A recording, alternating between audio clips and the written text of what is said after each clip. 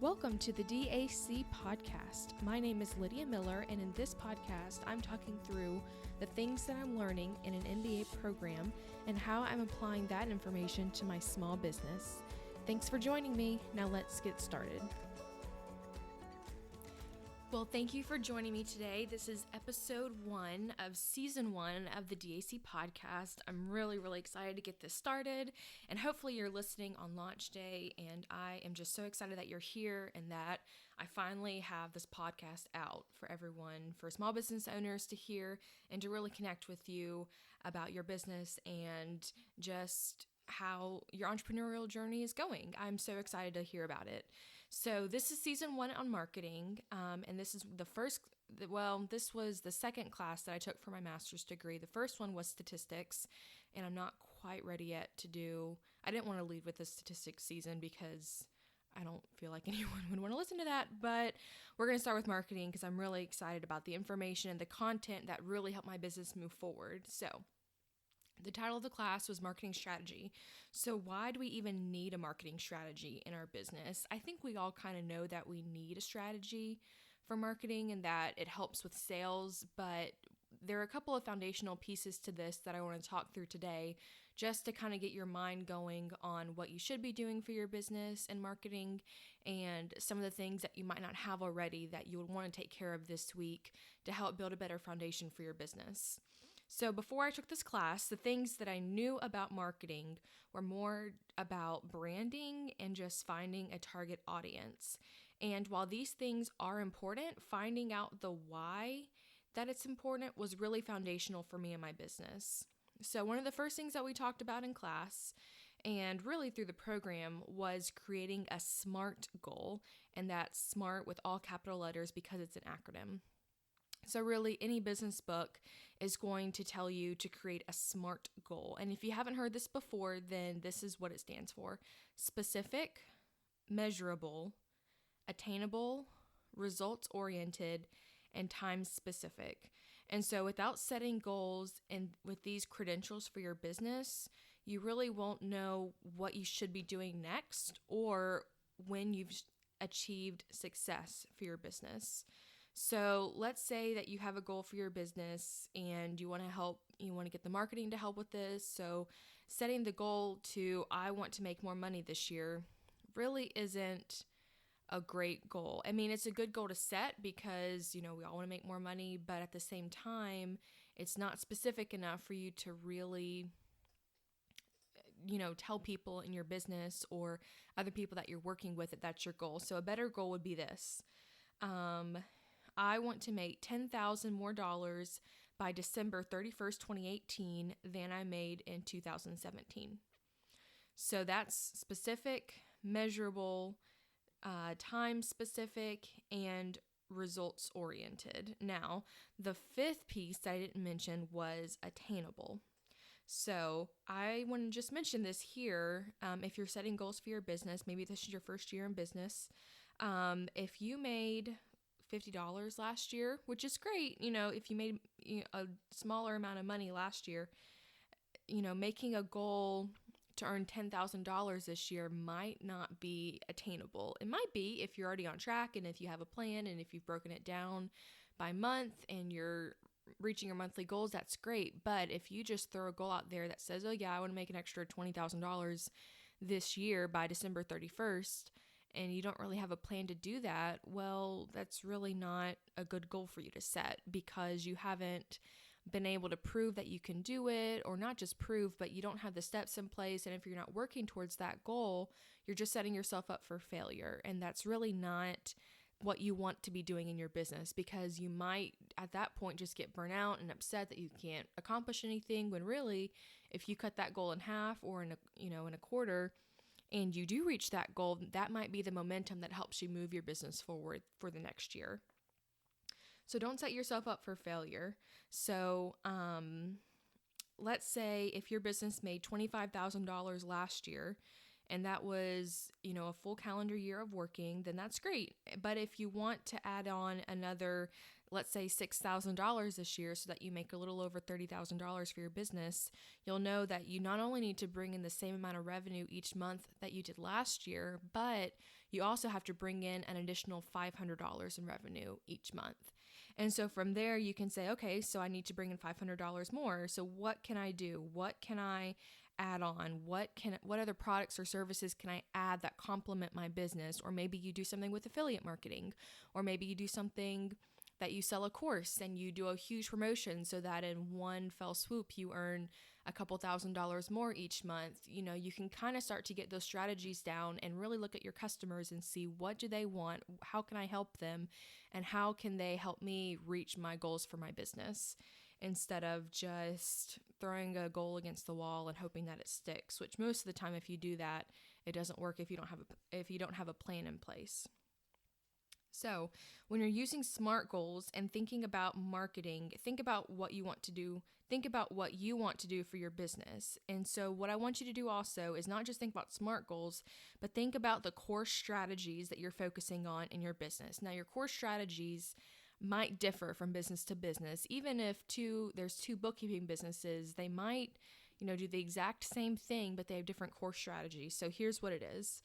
Is your strategy to stay in business, or is your strategy to be the best in your industry? So is your strategy for your store just not to fold? Are you just trying to pay the bills, cover payroll, and then go home and know that your business is safe until the next day? Or are you trying to become the very best in your industry? Or are you trying to create a new products that you're always innovating? Is that your core strategy for your business? Are you trying to break into a different industry? Are you trying to get a TV show? Or are you trying to start a podcast? Or are you trying to expand your brand?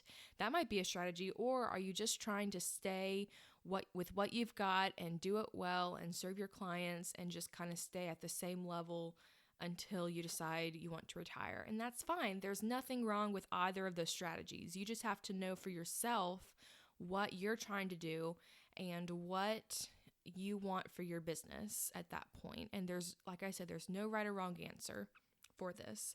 But knowing that strategy for your business really helps you in your marketing, because then if you see another business do something else, in the same industry, in the same field, and it looks amazing and you're really excited about what they're doing, you won't tell yourself, gosh, I wish I could just do that and I'm going to try to do that, when it really doesn't match up with your core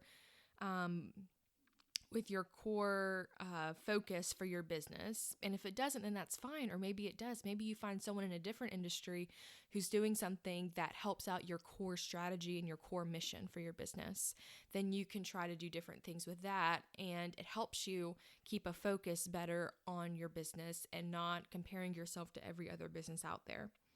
So the next thing that I want to talk about is, and these are just all the foundational pieces for marketing for your business and what you need to be doing. And this is kind of a brief overview on it, and I'll try to go into detail later. But these are just kind of the highlights for what you should be doing for your business. So another core feature in your marketing plan and in your marketing strategy for your business is your mission statement. So there's a lot of really great mission statements out there. You can go on my website at lydiagmiller.com, and that's LYDIAGMILLER.com, and you can read the DAC mission statement. You can go on different corporate websites. If there's a brand that you love, if you really love Apple, or if you really love, Microsoft or Nike or whatever, if you find other mission statements that you really love, you can go on their website and read them and kind of pick out things that you like about their brand and things that they say in there, and kind of get an idea of other mission statements if you're trying to create your own. So the mission statement of your business should revolve around your customer. And if you're thinking that your mission statement is in your mind, I want to make a ton of money so I can retire in a cabin in the woods someday, then really no one wants to do business with you, because they don't see how your business solves their problem. They see how your business solves your own problem of wanting to retire somewhere someday, but it doesn't help your customer. And your mission statement shouldn't even be about the product that you're offering. So here's a great example of why your mission statement shouldn't be about the product. So when I started my business 2 years ago, my goal was to be a bookkeeper and to open up a bookkeeping business. And I did. And that was 2 years ago. That was in 2016. And so now I'm not just offering bookkeeping services, but I'm offering QuickBooks help and consulting and chart of accounts customization and this podcast. And I'm looking into other things as well to help train other bookkeepers. And so my business has grown as I've grown as an individual and as a business owner. And so if I would have made my mission statement something about DAC Balance provides bookkeeping service in Pensacola, Florida, then I would have to change that because it's really not encompassing of what the business does now. And yes, you can change your mission statement. Companies over the years have changed their mission statements, but each time you do, you want to be very intentional with why you're changing it and how it's better reflecting your business. It's really not recommended to change your mission statement, definitely not every year or something like that. That's crazy, but every couple years, maybe if your business has just changed drastically, but the goal would really be to get your mission statement nailed down when you first start or within the first year of starting your business, because then you'll be able to run all your decisions through that mission statement and through your core values and through what you want your business to be doing and through SMART goals, so that each decision that you make, you have something, a standard to put it against to say, does this help my business? Does this help me move my business forward, instead of just, I saw another business do this and I thought it was a great idea. Because doing those types of things are not going to help you, and you'll be running around in all different directions and you won't get anywhere in your business. So that's part of the mission statement. And I know that there are several mission statements online. Like I said, I would go and just read other people's mission statements and see what they say and what they are for their business, so that you can kind of get an idea about what other companies put out there, and then create your own. And once you create a mission statement, share it, put it on your Facebook page, put it on your website, put it on Instagram, let people know what your mission statement is so that they understand what your business is about, what your core values are, and if it resonates with them, they're more likely to do business with you because you both share a core belief about something in your business. No matter if you're a nonprofit or if you are a service-based business or a product-based business, whatever, you want to create that connection with your customer so that they feel like you understand them and you want the same things that they want, which is so powerful for a mission statement for sure. So this next foundational principle for your marketing plan is to remember this while you're doing any type of marketing. No one buys from you because they are sympathetic towards you. Now that might seem odd, we talked about mission statements and we talked about goals and everything like that, but this is really important to remember, because sometimes if you start a business, you kind of want to assume that your friends and family all support you, and they do. They want to support you and they want to help you out. But in the long run, you can't sustain a business just because people are buying from you because they're sympathetic. Even if you're running a nonprofit, you still have to solve a problem and you still have to serve a customer, for your business to continue. So customers buy to meet their needs. That's, shocking, but it's very obvious, but sometimes you have to think that customers buy to meet their needs. So when you're selling your product, don't focus just on the product. So in my business, I've learned to not focus so much on the nitty-gritty details. I used to tell people all about the bookkeeping that I did and all the different things that I'd be doing for them, like reconciling the accounts, checking for errors, reclassifying transactions. And that was the language I had on my website, was all the details. And I still have that on there so they can know what I'm doing. But that's not the main point of my bookkeeping business. The main point of my bookkeeping business is to give a business owner time back and really money back when they know how their books are looking and the best decision to make based on the facts, based on what's actually going on. And so now I focus on telling the customer how much time they'll free up to do things that they love in their business instead of the things that they hate, and how that the bookkeeping can help them, and really how it's an investment for their business to know that information and to know that it's done correctly. And you know what? This helps you a lot when you're focusing on that, because it really helps you find your target audience and your target customer. Because sometimes I talk to business owners who like to do the bookkeeping, and that's great. Or they have a really, really simple account. They have a really simple business that doesn't have very many transactions. And you know what? I don't try to get them to be a client because I know that this is not my target customer. By knowing that what my mission statement is and knowing what my goals are and knowing just that they can't benefit from my product, it's not going to help them. And so I know that they're not my target customer. Not that I completely ignore them or don't find another way to serve them later on, but for the time being, that'll help you understand what's good for your business. Another thing that I did this past year was I thought about those customers that don't need a bookkeeper every month, but they definitely don't need one once a week to come in, but they just kind of need an overview. And so then I started offering a chart of account customization where I get everything set up for them. I teach them how to do it and they go from there. That's a whole different market for bookkeeping clients that are out there who, like I said, don't need the monthly stuff, but I can help them with their chart of accounts, or someone who wants to do their bookkeeping and then at the end of the year they have someone come in and they just need someone to review it before they send it off to their CPA. That's another type of client that you have.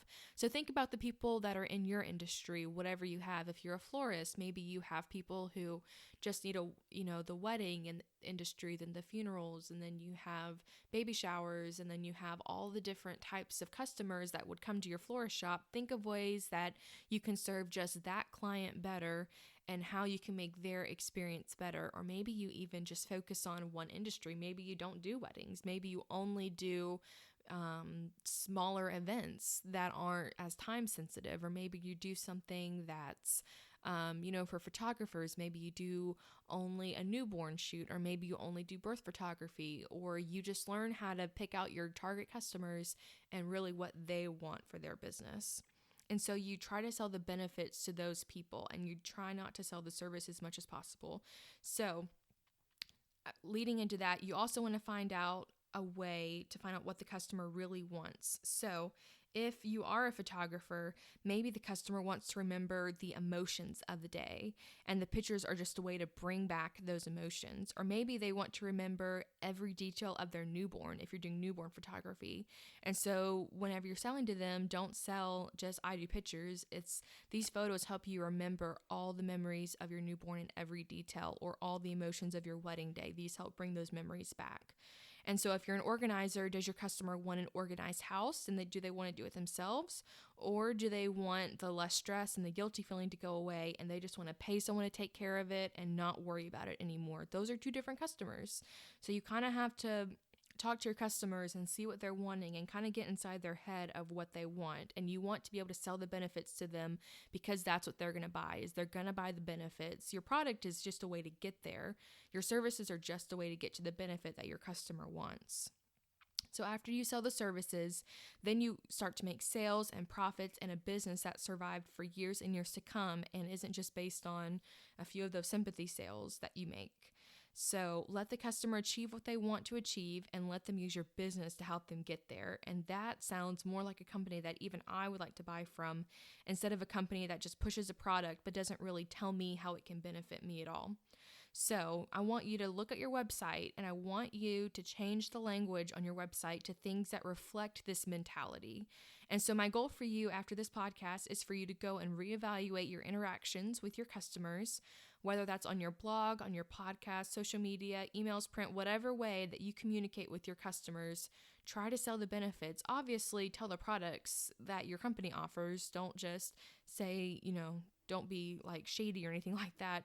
But I would even lead with, I help give my customers more time by providing bookkeeping services or something similar along that line. So I would say I give my customers more time and money by producing timely financial statements that give them a better picture of where their business is so they can make smarter decisions that help them save money. So that'd be an example of something that I would do for a bookkeeping industry, and yours will sound different than that.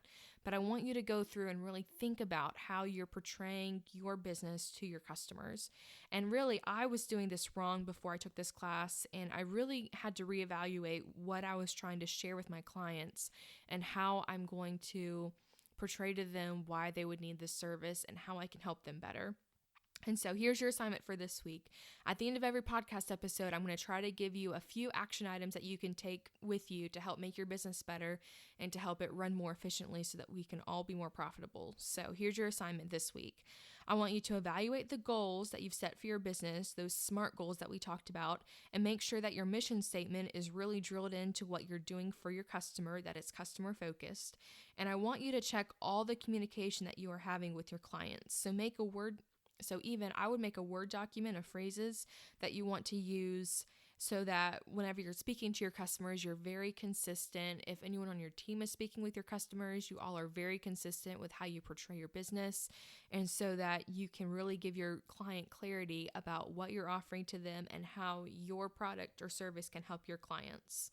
So that is the first episode. We're going to wrap that up. And so thank you for listening today. So if you would, please hit subscribe. If you're listening to this during launch week, I'm going to have a few other episodes that I'll release today as well. So please hit subscribe and leave a review if you enjoyed this podcast. I'd love to hear your feedback. And also, if you're wanting to talk to someone who also loves small business, I would love to do a strategy/brainstorming session with you. You can go to my website at lydiagmiller.com and find out more information under DAC Consulting. And you can find all that information in the show notes. And I'll also put some information about the notes about the SMART goals, the mission statement, and about selling to your clients, just kind of some of the highlights. And you can go to my website to find more information as well. So thanks for listening. I'll talk to you all next week.